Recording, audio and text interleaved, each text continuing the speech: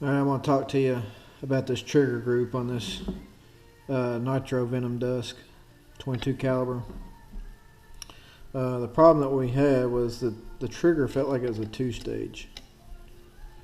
In order to get this trigger out, of course you got to take the stock off, things like that, and there's a pin that goes all the way through here on this side, and it's got a little circlip. You don't have to take the safety pin out in the spring to get it out. Just take that one pin out. But when you take the trigger out, you're going to see that it's like this. It's got a little pin that if you hold the spring down, that pin will come out. Well, the problem is that you can see that pin's trying to come out now. The problem that I was having, that it was feeling like it was a two-stage trigger. Reason being is there's too much gap in between this pin and the sear, or the intermediate bar.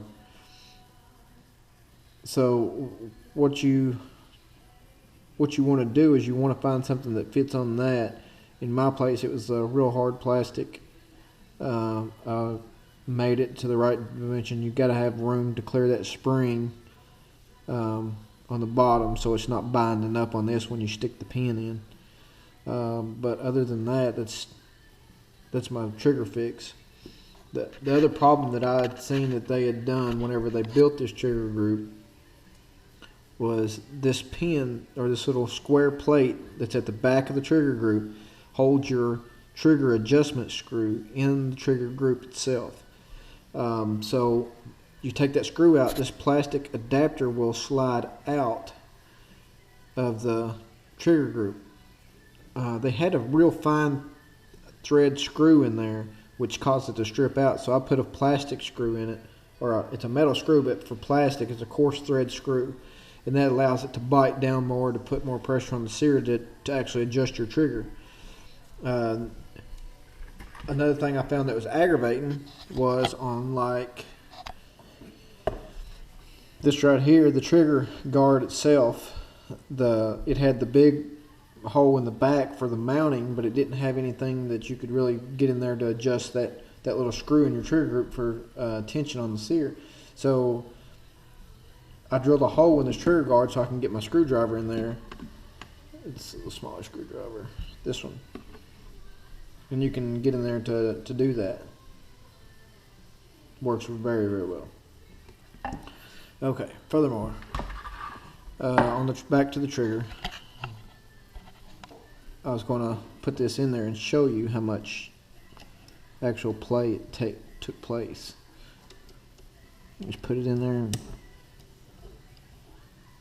put your pin back in, like so. Now you can see, like that right there, when you pull that, that's going to be your new trigger instead of all the way back. It's got a lot more adjustment. And then of course you got to put your circlip back on this one spot, which is actually a pain in the ass. Just be careful and do not lose that little joker.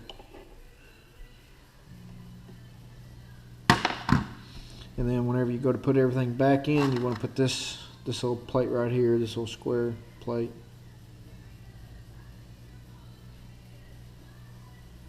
Uh-oh, my recording has stopped or something.